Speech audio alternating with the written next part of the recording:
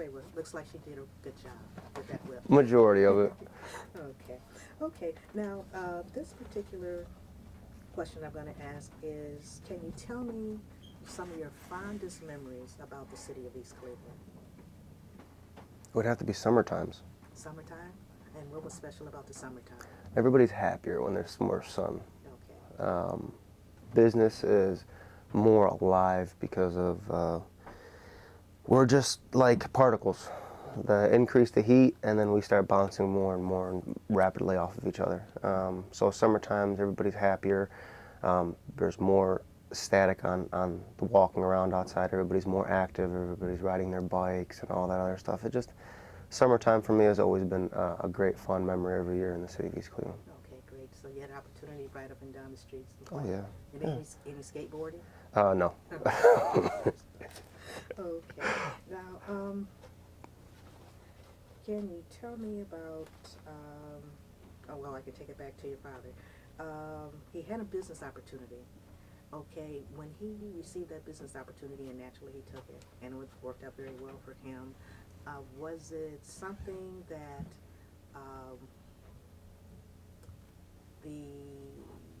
I'm sure the family supported? Okay, and in that business, I hear that you went to school, okay, at college educated. What college did you attend? Cleveland State University. Okay, so how have you been able to apply what you've learned there to the family business? Well, I graduated with a business administrative degree in finance. So it was kind of like up the alley of what I did. I wanted to go for science, Okay. but I didn't know how to get a Petri dish in a grocery store. Okay. So it's helped with the accounting aspect.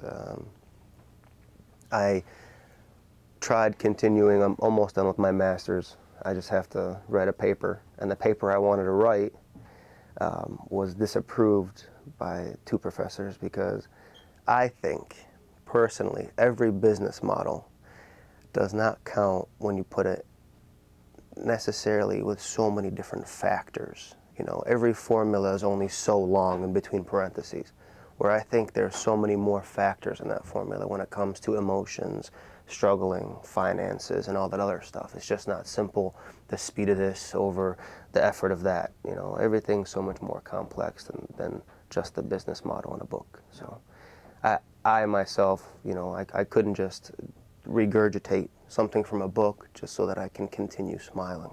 Right. And what I wanted to put out, they said, well, it'd be kind of hard to bring people to that aspect because you have so many people that have not seen the lower levels of, you know, the strugglings and desperations of humans. You know, I mean, being in the city of East Cleveland has always kept me humble and to that level where I understand that no matter what, we are all human beings, and a majority of us are human doings. Okay, so keeping that in mind, your approach and it not being accepted, and you're basing it on the social status, would you consider that a social injustice because one perception was not accepted by another group of people? How would you view that? You can't throw a fit about it. You know, I have 4 children. My daughter said to me the other day, she's 7, she says, take what you get and don't throw a fit. And I looked at her and I smiled so hard. I said, it's the opposite of what everybody's doing nowadays. You know, throw a fit and then want more than what you get. That's what's going on every day. So at that time, and even now, right now, I wouldn't consider it a social injustice. I'd probably consider it a blessing, not to exert so much effort in that direction and maybe label me as a outcast or an outlier outside of the graph, and I don't want to be like that. So at that point, I'm very easygoing. So at that point, the business got harder. Economy hit. I decided not to continue my college education at that time. I was going to continue it in my 40s. You know, I have 5 more years till I get there. So you still have time? I mean, until I die. Okay. When I graduated with my bachelor's, there was a 72-year-old woman there, graduated with her bachelor's. And everyone asked her, why are you waiting so late to get your bachelor's? She's like, my mother lived to her 90s, and my father almost hit 100. She's like, and all their family members lived to their 80s and 90s. I got 10, maybe 20, 30 good years left. Where you guys are telling me, why am I waiting so late? I still got a third of my life left. So everything in perspective. Very good. Very good. Okay. Can you tell me a little bit more about what life was like for you working here in the city of East Cleveland? Very active. Okay. Very hands-on. East Clevelanders are not like a lot of people. They're very friendly. Everybody knew each other. Growing up here, there was an epidemic that hit East Cleveland. And what was that epidemic? A lot of people don't like to speak about it, but it's the drug epidemic. Okay. Be open with us. Talk about it. I myself witnessed a lot of people suffering. I don't want to say stupid things, or people saying, oh, you know, people have their theories and they're always going to assume, but when you inject a very economic, depressed city with a moment of relief, and a drug is that, of course, it gives a euphoria for a short period of time. The problem is that I think that it was pumped into the city as an economic experiment of nature, because we were seeing people that were telling us stories about how, yes, you know, it's easily readily available, and people were suffering, and that right there, I think, led to a good chunk of the properties in East Cleveland being abandoned and people leaving, because if mother and father are not doing well, or brother and sister are not doing well, family will pick up and leave, and they'll go to a place where they can just change the environment. Again, science, it's hard to explain, but when, you know, nowadays there's, you know, all kinds of science in business, only because they had the formulas, and now these big corporations want to make the money, so they involve the formulas into making money, and now you have science in business. Very funny to me, because, you know, these big chains, their marketing, everything is steering people from the TV to the computer to the smartphone to get to the local chain to spend money, and to take that product, go home, feel part of the group for a little bit, put it to the side, work some more hard hours, and then buy something else that's part of the fad. It's kind of like trading real-time life per hour for fake intrinsic money that's then exchanged for product that's made with sweat and labor, and then these corporations making their dollar so they can pay out their taxes and continue the rat race all over again. But I don't want to seem like George Carlin. No, please feel free to speak openly. It's almost a funny sarcasm, you know, when you figure out that there is no point A or point B anymore, and then there's, like, you know, you have all different realms and levels and degrees of everything, then everything is a little different. It is almost like a matrix, and what we live in, it's sad that the pillars of East Cleveland, once upon a time, you know, East Cleveland was strong. East Cleveland had back. East Cleveland had money. They still have a lot of parks. They still have a lot of very good resources. Only problem is that when you have houses that are over 100 years old, and they cost money to rebuild, and they cost money to maintain. I mean, I sat down with several business owners telling them, why can't we just get this house right here? It's abandoned. It's been like this for 10 years. Let's get it. Let's get a grant for $10,000. Let's put a family in here for, give me a number, $500 a month. After 10 years, they own the house. But the only deal is they have to maintain it. They have to take care of it. And for $500 a month, that's principal and interest and all kinds of paying of this and that and this and that, and say that money goes into a fund. And then that money starts generating after everything's paid, and you pay off all your people. We're not talking about giving them raises every 5 years, and I know cost of living increases and all that other stuff, but I mean, there's a difference between working for money and working for the well-being of everyone. I don't know. And I'm not Gandhi. I'm not enlightened. There is lights out there for everybody. People have their different paths. I know a lot of people that choose religion as a path because it's faith to them. Faith is the strongest healer. You can't go beyond that. But myself, I have my own beliefs. There is a supreme being. Some people believe in aliens. You can't knock them because those, they're good people. Very good. I like that. Okay. Now, you spoke of working with a group of people to help improve the city. Okay. Did you run into any obstacles with that particular idea and plan? Mm-hmm. From a business aspect, the only way you're going to get investors investing, say, for example, you have a huge plot of property in the center of downtown Cleveland. Of course people are going to invest because it's in the center of downtown Cleveland. It's up and coming. 10 years ago, you wouldn't invested a penny in downtown Cleveland. Now, I sit down and have sat down with people that are just dumping boatloads of money in the city of downtown East Cleveland. And I'm telling them, that was a problem with East Cleveland.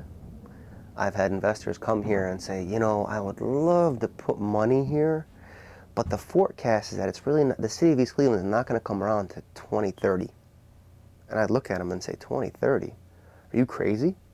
They're like, yeah, by then the population and university and the population and Euclid would have flowed into East Cleveland. And that would be an influx at that time that we'd be comfortable putting money into. And I'm just gritting my teeth. So you're telling me that because if you invest $100,000 in downtown Cleveland or $100,000 in East Cleveland, your money will come back in 10 years faster? It's a no-brainer. If we trade our real life for fake money, why would you want to wait? Okay, now, you spoke a little bit about the drug epidemic, which others have, part of this process.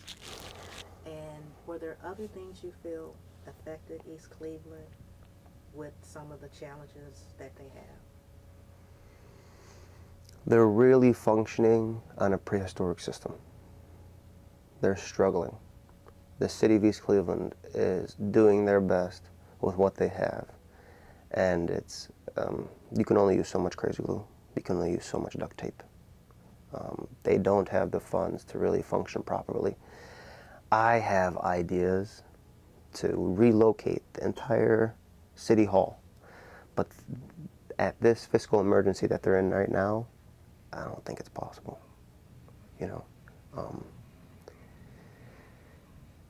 We own a piece of property across the street from this store that we're in now. We've been wanting to relocate there. The problem is that if you go to a bank and you tell them, well, our business in the 80s was 60% more than it is today. Our business in the 90s was 60% more than it is today, but you can't tell them that your business is less than half of what it used to be, because then you're really going under. But if we can pay the bills and pay our employees and then get gas money for coming in, we're pretty happy. Okay, well, with your ideas, did you speak with anyone? Conversations with no money is kind of like an empty conversation. I have notepads full of ideas. But if I take those to an idea commission, they're going to want to say, oh, you want to patent this idea? Give us a chunk. That right there, happy. Everybody would do that. But then you have to go through the motion. When you have 4 kids and you're running, 2 businesses, like I am, it's hard to sit down with anybody other than what really matters to me. Because it would matter to me to sit down with people in East Cleveland. I have. Me and my brothers have sat down with Norton a couple times. Great guy. I love him to death. He's a people person. He's really good at what he does. A lot of people are knocking him, but they need to understand they are human beings too. Unless they were created in the image of, then really they need to just break the mirror, because they don't understand.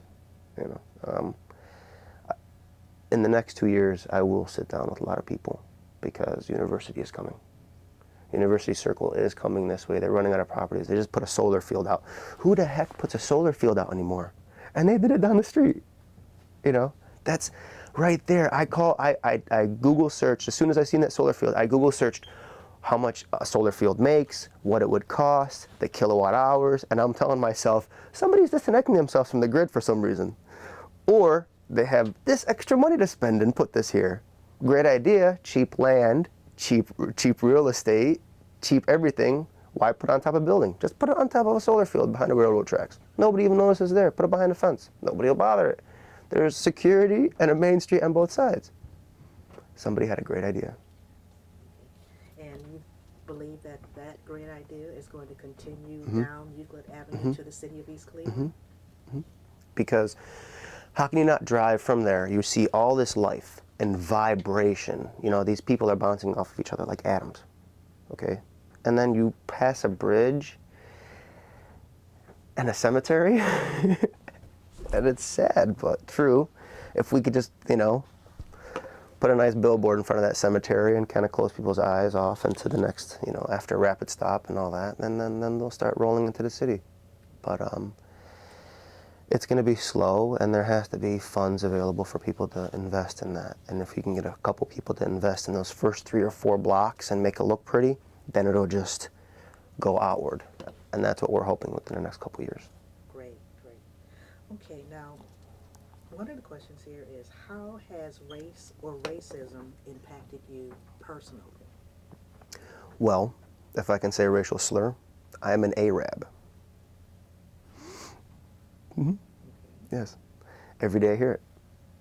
I'm not an Arab to them. Even though I was born in Cleveland, I'm Arab American. It's, as far as race, I grew up in a predominantly Caucasian neighborhood that accepted me somewhat, but still there I was a racial slur as well. I worked in a city where everybody here used common words to describe themselves as brethren. But it's hard to explain unless somebody knows you, they're still going to use that slur. People that don't know me coming from out of the area, people will say ak, which is, you know, respectable and saying brother in a Muslim terminology. That's respectful. You know, habibi, you know, means my darling. That's respectful. Arab, to me, doesn't bother me. But at the same time, I have to look at the person that's saying it. How injured are they? How mistaken are they? How misled are they? How misinformed are they? I look at that all in the first glance and I tell myself, this isn't worth pursuing and correcting this human being. I'll tell him, my man, let me explain to you this. Anybody else that might have a beard and look of my gender and my nature and where I'm from, they might not feel comfortable with that. Because it's a little of a put down. I'm not gonna call you any names. You know, I call everybody dude. I grew up with surfers. It's crazy, from Cleveland. But as far as race, today is changing. Everybody is starting to notice that everybody has red blood. The equalities are becoming more apparent. People that do ride the race card, it's only because they feel they're injustice. But I mean, all this stuff happened hundreds of years ago. People that do still ride that card, it's a pity they do. They just have to understand and respect what's going on and what was made for them before them, and excel upon that. If they want to continue here, if you have problems in your life, you're going to continue dwelling over those problems, and then you'll have those problems your entire life. But if you dwell on fixing those problems and finding solutions to fix those problems, then all of a sudden you are enlightened. People that dwell on problems only because they have a lot of problems, that's all they know about. We need conventions full of smart people talking to young people. We need athletes. They make millions of dollars. They can buy a block in East Cleveland for what they spend on a night out. I mean, I'm serious. I always joke about sending emails to all the movie stars. Donate $1,000 and buy a city. if you can get enough of them to put money together, you would buy an entire city. I mean, there's houses condemned in East Cleveland, and there's rules. And I hate that I learned so much about this. Like, you can't buy a piece of condemned property for nothing. You have to wait for, in this area, you have to wait for it to go through some kind of sheriff's sale, for nobody to have any interest whatsoever, and they've already contacted all the people that have owned the property, and that property has accumulated $50,000 worth of property tax over umpteen years, but it's not worth $5,000. Nobody's going to buy $50,000. And then when they have to run it through sheriff's sale, it has to be 1,000 years till it goes. And then, okay, we see it in sheriff's sale, but nobody's going to buy that house. And then it's going to go to where? The bank's going to, everyone's going to look at that property and be like, why would I spend $50,000 on that? Or even if, why would I spend $5,000 on that condemned property? The grass is this tall, the windows are all broken in, the wall's caving down, the garage is on the ground. You have options, you know. But here, if we get people that get funds together and you just have an organized person with a clipboard, I don't need a tablet. I don't need a sophisticated piece of computer that's going to remind me every 15 minutes to hit the snooze button. If you had a piece of paper and say like an old ink pen with a feather on it, and you just wrote down, okay, what needs to be fixed in a house, and then you have families that don't have any income. If these people want to donate $500 a month just to get this family in here and get this family started, and then you have people that come in and check in this family once a week. If they can't afford a vacuum, why can't you have a company that says, okay, we're part of this, call us, we'll come, we'll lend you, we'll get you, we'll give you, we'll do this. You walk into families nowadays, you don't see vacuums. Little things like that. I mean, sorry. No. You have to understand, I'm very emotional for the city of East Cleveland. I've spent my entire life here, 29 of 35 years. Okay. So, and I like the emotion. Okay. And the passion that you're showing. Let's see. I spent so many years dying. Okay. And now you're living? Yeah. Okay. I was depressed. I was 325 pounds. We changed insurance companies to save that fake money.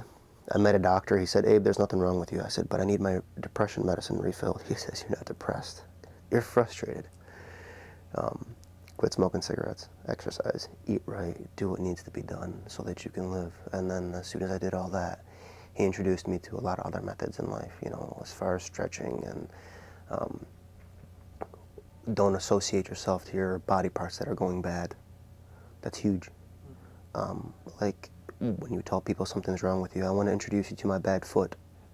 You own that bad foot, and you're telling people, yeah, my bad foot. So you're owning that bad part of your body and not realize that, like, when you have a bad car, you sell it and you get a new one. You get over it real quick. But when you have bad body parts, you attach yourself to it. And then from there, you spend your whole life limping. Not just because you have a bad foot. You have associated to everything within your mind. Like, I have a bad body part. I have so many bad body parts, it's hard to explain.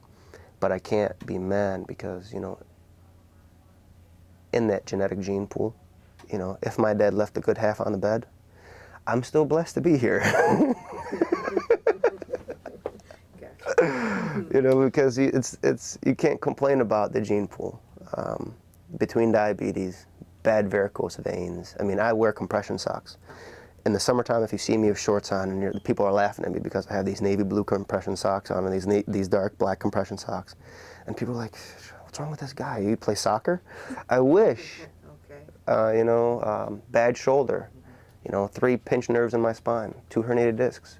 But when the doctors told me 6 years ago that I'd be, you know, 35 years old in a wheelchair, I looked at them and I laughed. I bellowed because they told me all this after I had started learning from that one doctor, where he was telling me, Abe, you have to start living. And Eastern philosophy is a little bit different than Western philosophy. He taught me to, you know, go out there and look. And I listened to lectures of different people on YouTube. I don't watch compilations of fails on YouTube. You can catch old Beatles songs live now that you had to buy disc sets for. You can do a whole bunch of things on YouTube and catch all kinds of stuff, lectures from people like Osho or Alan Watts or just different philosophers of different times, and people reading, you know, good books if you have time to listen to them in your car while you're driving. And like I live an hour from work now, but at that time, when you buy a house, you're not thinking about that drive because you're so excited about, you know, giving the kids. And the neighbor behind our house, they have this huge swing set. And they're like, oh yeah, you guys can use the swing set whenever you want. And we were like, okay, we want this house. Okay, so that encourage you. Yeah, so the kids are happy every day all summer long. They're on this swing set, and I'm happy because they're happy. It's it saddens me that today everybody is about financials. If we didn't have to worry about money, then I could, like my children, you know, I tell them, what do you guys want to be? My daughter the other day said she wants to be a musician. It encouraged me to tell her, I would love to hear your music. You know, we went and got her a violin. She's in class and she's learning how to play this violin. And last night I noticed that they put those little tiny duck strips around the violin, so her hands, so she can see where to put her fingers. And I started crying, and she's like, "What's wrong? What's wrong?" And she's 10 years old. She's crying, "Baba, what's wrong?" I'm like, "I'm so happy. I remember this. I'm so happy I remember this, and you're doing it now." And it was so funny to me that, you know, growing up, people don't cry as much as they should because you have more tears of joy than anything else. Right. You know, We're very much the family man. I have to be because, like, okay, my wife years ago said, "Abe, I love you with all my heart, but I don't see you." And it's hard to have a relationship over the phone.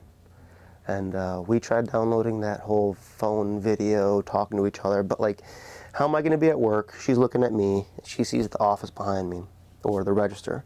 And then I'm looking at her. I see the kids behind her running around, beating the crap out of each other. And, you know, and this is fine and dandy, but then that chemistry that's supposed to be between two people sitting next to each other is not there. Right. You know, when you sit next to your spouse, there's things that are transmitting between two people, you know, from the brain to the body to everything that works in between. That right there, when that's distanced long enough, then no matter how strong love is, it's hard. Right. You know, you can't just have a communicative bond without physical bond. Physical connection. Mm-hmm. Very good.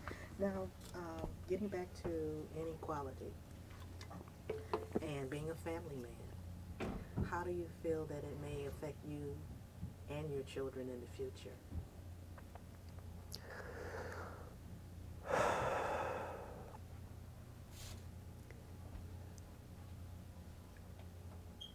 You see a lot of change. It's hard to explain, like my views. The world is changing every day that we live right now. Everybody's more, used to be part of, like, I'm from the USA, you know, and everyone's like, oh, that's cool. My dad, when I was 12 years old, sent me overseas to Jerusalem for a year and a half because he said I lacked a little bit of culture. I spent a year and a half in Jerusalem in a half Arabic, half English school. So we had our Arabic and then we had our English classes. That was very traumatizing because I learned what inequality was then. Being that that state, that country is in so much turmoil, and there's aggression passed on to the children that I learned at that age, the only way somebody can learn anger is through absorbing it through the people around them. If you teach a child anger, then they'll know what it is. But if you only teach a child love and you don't show them anger, then that whole aspect of anger is going to surprise them. At that point in my life, I have never seen that extreme anger. So that was traumatizing to me, and it was explained to me by a lot of people. This anger here is in the blood, and I will further in my life later on explain to myself it's not in the blood. Because if you take those people out of that country and you put them somewhere else, they're not going to be angry. Same disappointment here in the city. We have a lot of people that are just angry Why are they angry? Because they weren't given the equalities. They weren't given that same amount of external investments. It's huge. The city of Cleveland wouldn't be the city of Cleveland from just Jackson. I mean, he did a lot. Don't get me wrong. And he's a nice people person. He gives great conversations. He gives great speeches. He does everything he does for the city. But he had to sit down with some really smart people with money to help him. And those people don't really want to come here because East Cleveland doesn't have LeBron. East Cleveland doesn't have a casino. A casino wouldn't help East Cleveland, don't get me wrong. I don't think casinos helped at all the city of Cleveland. If you look at the population around Cleveland, it's going to start hitting the fan here pretty soon, because you have a lot of people that were on the cusp of bankruptcy that are now there because gambling is an addiction and it's a problem, and a lot of people will spend paycheck to paycheck to paycheck, or social security check to social security check, trying to chase that dream of getting out of that ever-ending black hole. So as far as like the inequality of the future, it has to balance out over the next 50 years. And then there won't be any race difference, because you have people that are half white, half black. You have people that are half black, half Arab. You have people that are half Chinese, half black. Pretty soon it's going to be quarter, quarter, third, eighth, and then all that doesn't matter, because everyone's going to be just human and people. And then in that 50 years, our generations aren't like they used to be. They used to consider a generation 30, 40. Their crunch time, you got 20 years between granddaughter, mother, and grandchild. 20, that's 60. In some cases, you have 45-year-old grandmothers and 50-year-old grandmothers. Along that line, you don't know if it was a child, that was a female or a male that partook and had children at a young age. But if they're ready and able, and a lot of times the grandmothers and grandfathers help, but nowadays more, they have to. It's harder times. There isn't the vouchers available like they used to for work and stuff like that. And then you don't have that where parents need places where they work from, say, noon to 8, and the daycare is out at 6. So I have had people that have worked here. They've run out of here at 5:50, sped down to get their kids, and brought them back. And here I put 2 milk crates and 2 coloring pads there with crayons for their children to color on the register next to them. That's closed down. That's normal, And what am I going to tell them? Why did you have kids? What do you mean? Who am I? So I laugh, and I hope that the future gets better for if there was just some type of system, and I don't want to say it because then we become sheep, but we have to develop some kind of system to help us through this red-taped, really messed up, put together environment that we put ourselves in. Some type of support system. Has to, and the finances have to be there for these people, and it's not their fault that they're working a job for 30 hours a week, making minimum at a fast food or a small grocery chain. It's just the economy out there. If it costs $500 a month for rent, and then you have all your utilities, and they're only taking home $300 a week, and they're trying to feed themselves and take care of their responsibilities and pay for rent, that's extremely hard. Yes. I mean, I told my wife when we got married, don't worry, you don't have to get a job. And then she's like, cool. And then the kids started coming, and she's like, oh, wait, you said I didn't have to get a job. And it's 24 hours a day, these kids, all day long. They go to sleep, and they wake up sick. What happened? What am I going to tell them? I punched out? I'm sleeping? Right. So that, yeah. yeah. Okay. We talked about surrounding institutions. Good. Okay, and how it has impacted the city of East Cleveland. Can you tell me just a little bit more about that? Well, you have to look at your major names. Huge impact was when Hero Road Hospital closed. I mean, from one scandal to the next, from one mayor to the next, back to Davis. I mean, I've paid attention to mayors and council people in the city of East Cleveland. When you asked me earlier in the conversation, and I laughed, and you said, do I live in East Cleveland? And I said, my physical home is not, but my mailing address is, because I get my mail here too. It's funny, but when the hospital closed, then all the surrounding apartments started deteriorating. You have your Huron Place, which is now condemned. I mean, that's a huge building that used to be across from the, Huron Road Hospital. You have, your 1, 2, 3 terrace towers. You have, Crystal Towers up the street. Thank God that's on a different street, because that artery flows up into Cleveland Heights. So that will still be able to maintain. You have so many people the elderly that needed a hospital to go to every day. And thank God Stephanie Tubbs Jones Center came in, but that was kind of like they had to. You're telling me, wait, you just slaughtered a hospital, and you're not going to put anything there? Before you close the hospital, that should have been built twice. But who am I? I only listen to the people that walk through the doors. I get these old guys with gout. And they're like, what? Do you want me to walk through the main campus, or get to the door on the main campus, and then walk? Do they not know what I have? I'm like, well, they do, but you're also just a number. God bless him. He had an operation the other day. Williams, Mr. Williams, he's 7'2", and his toes are so messed up because he was a toe walker his whole life. But he was a big man, and he says the arthritis in his toes is, between the diabetes and the arthritis and the gout and all that's in his feet. And he walks. He refuses. He uses 2 canes. And the canes have, each cane has 4 feet on them. You ever see those canes? Yes. And he walks tall, and he smiles. And every time he walks, he's like, yeah. If I can just beat my life insurance policy and give everyone my money while I'm around, that would be awesome. And he curses like a sailor. And I think that's the only reason why he's still around, because his blood pressure goes up every time he comes down here. Because when somebody bumps into him, it's over. It's over. And that's his exercise. Some people run on the block. Some people just move their jaws a lot. Some people, jump up and down. But as long as it's all connected to that imaginary world we created, and we're smiling every day. Okay, we're coming close to the end. Darn. And I would like to know, well, 2 things. Collectively,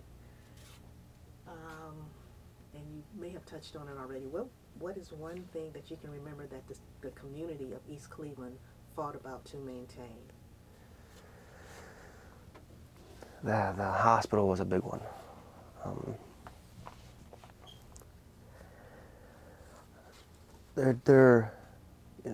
We can complain about the things that are falling apart. Them redoing the whole Shaw School, rebuilding that was a plus. If they can invest more time and effort, because that right there was a big thing. They built that hospital. That was a good thing, for the elderly. You're speaking Stephanie Tubbs Jones. Yeah, the Stephanie Tubbs Jones Hospital. My major thing is that the elderly are getting older. They're the infrastructure that used to be East Cleveland. They used to be in the 80s, they used to be the young, older generation. Now they're getting to the older generation. They need more. I hate to say the people in East Cleveland that work together. You have a lot of also, it used to be mixed. You come to East Cleveland, it was, 25% this, 30% that, 40% that, 10% this, 5% that, 1% this. And it was kind of mixed. Predominantly now it's, 90% one, 1% the other. But they all need help. It used to have a huge Russian community here. When the hospital closed down, Huron Road Hospital closed down, that huge Russian community got up and they moved. They moved near another hospital that's, way out east. I don't want to say the name, you know, people like to point fingers and stuff, but it's all owned by the same, you know, same place. And they're really, you can't blame them because they're just trying to get this machine to work correctly, and they have a lot of income coming in from all different sides, and they're running a business themselves. Our father passed in Cleveland Clinic. He fought for 7 months. In those 7 months, from the 2nd month all the way to the 7th month, they used to come in there and tell us to prepare him for death. And we fought all with him all the way to the last second. But if we would have had more of them telling us to fight and more of them helping, he would be with us today. If they wouldn't have suggested the extreme measures that really put him under, and you know, they weren't taking care of him like they should have. But that's not a grudge that we have to hold, because you know, when you have 3 or 4 shifts a day and you have all these different people doing different things, and the person doesn't want to do everything that they have to do, and then you have people that are passionate about what they do and they do 120% of what they're supposed to do. I mean, different strokes, different folks, different people, different attitudes. We need to bring more of a system back and get more people in these houses that are condemned. If we can do that and bring a population back to East Cleveland, then you'll get a payroll back to East Cleveland. Half of 1% is still a lot of money when you have, you know, income in a house of, say, $500 a week. If East Cleveland were to get $2 times 1,000, that's how many positions that's working with them. That's 3 or 4 full-time people working just those 1,000 houses getting income. Now if those houses' income were to triple or double, and then you get the medium income in East Cleveland to increase, and then you get all that plays the factor. I mean, A plus B plus C is no longer that final equation of X. You know, you have so many things over and parenthesized, and it's complicated. But do you feel it can be done? It can. Okay. And what would be your vision of what the future of East Cleveland would look like? And what are you prepared to do to get it there? Well, I myself, I'm struggling day to day in my own life, only because I would love to give my children 20 hours a day, because I know that I am them, and the only way that I'll be happy living is if they're happy. But the city of East Cleveland is a very large part of me. If I were to leave for a short period of time, I would have to come back, because it would be almost like I wouldn't feel right. Some people go from one coast to the next and then feel like there's an emptiness to them. And I explained to them, well, if you grew up in one area, you have to revisit that area and kind of bring that air back into your lungs, because if you were to take a plant and grow it in the tropical area and put it in Cleveland, it wouldn't continue growing like it was in the tropical area. We are the same thing. Eastern philosophies, different than Western philosophies. When you have children, you raise them, you nurture them, you love them, and then everything that you give them, like nutrients, is what they grow up to be. So if you give them bad vibes or bad words or anything like that, then that's everything they absorb. If you give them violence and hate, then that's what they absorb. If you give them the opposite end of the spectrum, then that's what they absorb. But nowadays, everyone's going to absorb everything. It's just sad that this city has so much negativity around it back to the late 80s. I mean, can I be completely honest? Yes, please do. Crack was an epidemic that hit this city that really took the legs out, broke the walls in, and demolished it. And we are in rubble. And everybody that's working here, this is how they've seen it. But if you bring somebody out of the city of East Cleveland and you have them drive through the city of East Cleveland, they're going to look around like they're looking at the city of Detroit that was abandoned from motor industries. And we're East Cleveland. We have a huge viable business, a viable city this way, huge viable city this way, huge viable city this way, huge viable city this way. We're not Detroit.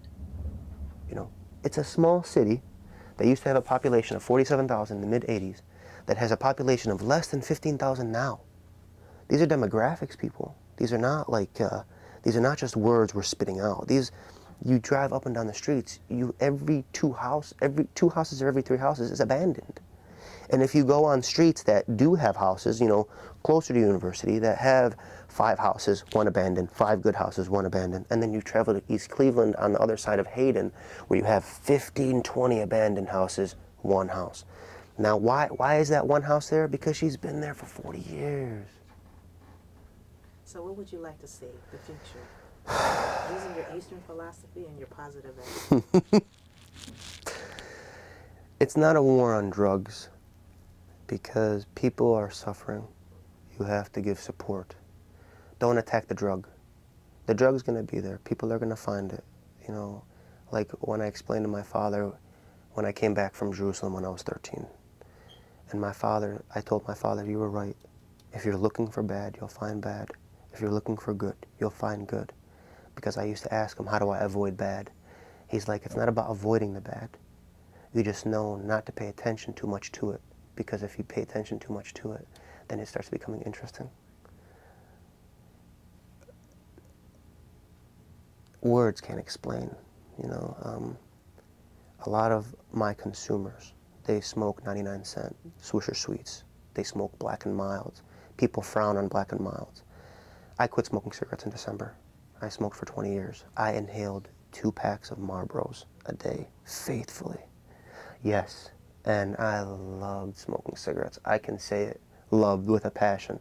I inhaled so deeply every time I smoked a cigarette. But then one of my doctors said, hey, Abe, these black spots, I'm worried. They're not getting bigger, but they're there. And I'm like, what could they be? He's like, well, you got to do a biopsy. I'm like, wait, you're going to go in there, take a chunk of my lung. I know that a lot of people that do have biopsies, once they do the biopsy, automatically cancer shows up. Why? Because we thought about it. We think about it, and the cell is absorbing that energy, and they're loving it. They're like, oh, yeah, we're cancer. Why not? Let's get bigger. But I know that they're not getting bigger after I quit smoking cigarettes, and I know that they're going away. Bronchitis, pneumonia, asthma, all that affects you. Our air is so polluted nowadays, it's unbelievable. A lot of people do drugs. I don't frown on drugs. I frown on the badness of it. There are people that have jobs, that work 40, 50 hours a week, that are raising a good family. They might smoke crack. They're not bad people. They're not. They have an addiction. They're suffering. They need help. They need support. They need somebody to tell them, hey, listen, we want to explain to you, the life that you had isn't a bad one. Your abuse, the relationships you had, all the suffering that you did, it's okay. We want to help you understand that. It's not that they don't want to see this, because they don't want to be labeled. You have closet people that do all kinds of bad things. One of the mayors was dissed for his closet activities. But damn, half the people are like that nowadays. When you get bored later in life, that's what happens. You're here for 60, 70 good years. I mean, shit. After 30 or 40, you get bored. You start seeking and looking for other things. They're not bad people. Back to what we need. We need people to understand that marijuana, crack, all these other barbiturates and drugs, these people need help. I have family members that have suffered, direct relations to me, family, brothers, cousins, uncles. If they're from this drug to alcoholism to these people are suffering. That's all. They're not bad people. I have been witness to a lot of bad people. And even those people have been able to shake their hands and tell them, hey, get off it. There's no point in bringing bad here. We don't need it. We got plenty of bad. Thank you. Have a great day. Enjoy the rest of your whatever day it is. Every day to me is Monday, so I don't know. I tell everybody have a great Monday. They're like, well, today's Thursday. I'm like, well, every day's Monday. I don't know. It's like the beginning of every week to me every day. You know, you run into it. It's like jumping in the ice cold water at 7 a.m. every morning, and then you don't put your head down until 1 a.m. But that's why I smile. And I hope when I get older, I get wrinkles like crazy over here, because I want to thin out and have smile wrinkles on my face.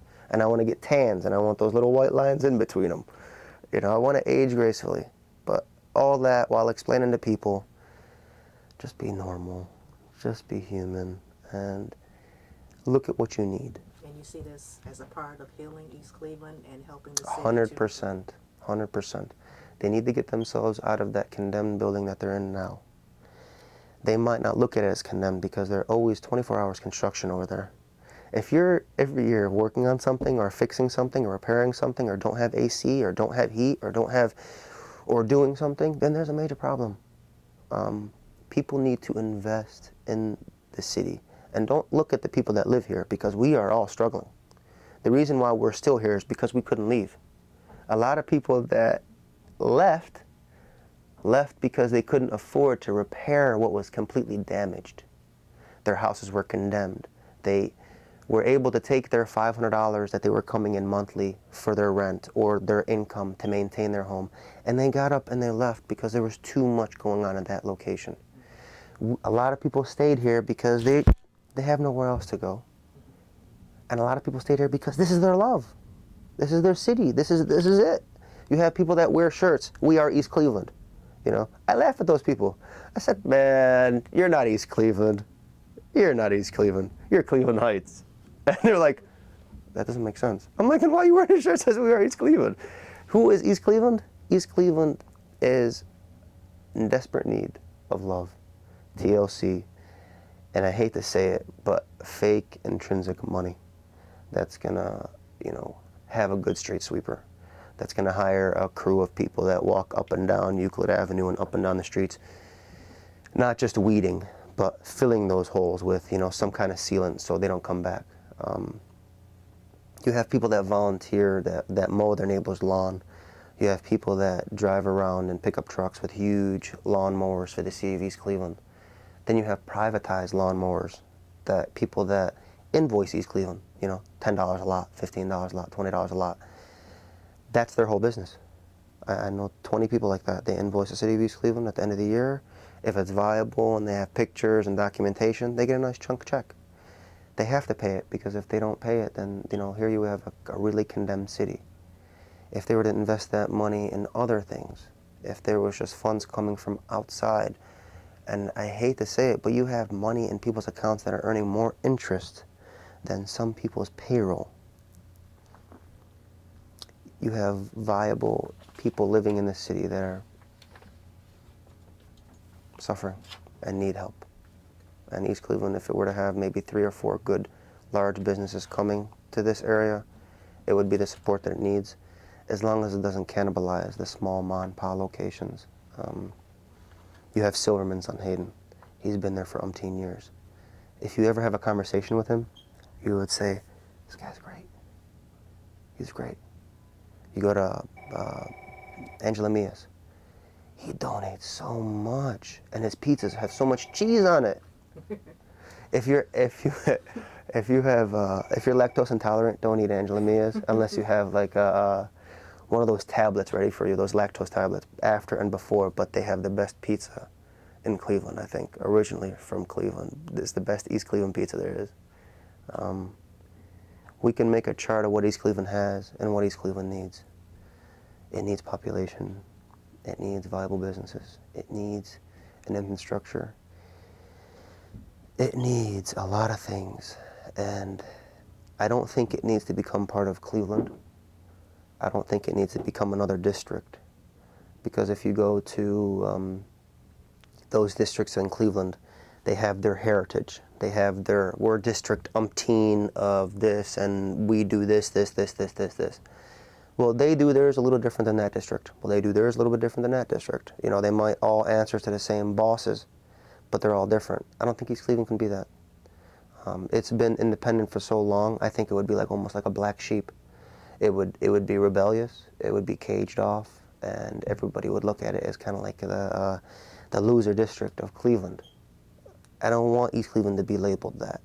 And I can go on for hours with my thoughts, and I know I gave a snippet of it here, but if you drive from point A to point B for an hour with no radio, you have a lot of noise in between those ears, and you start paying attention. And I know that East Cleveland is a great city.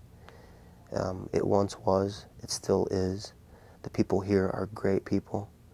They just need that little extra oomph. I'm not saying that money will help each family, but support could help each family. If there was a stronger spine for people to stand up on, then that would help them out long term. And that's what I think. If we're to come here and people sit down and grab a pad and paper and we just start brainstorming over coffee and donuts, that would be a great start, because you can walk away with that with some calories and caffeine, if nothing else. Great. Thank you very much. This has been a wonderful interview. Thanks again. You're welcome.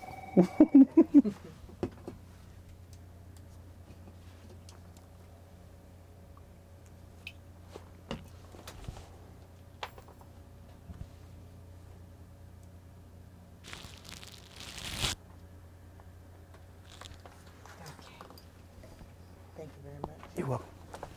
Yes. I'm still red. Oh.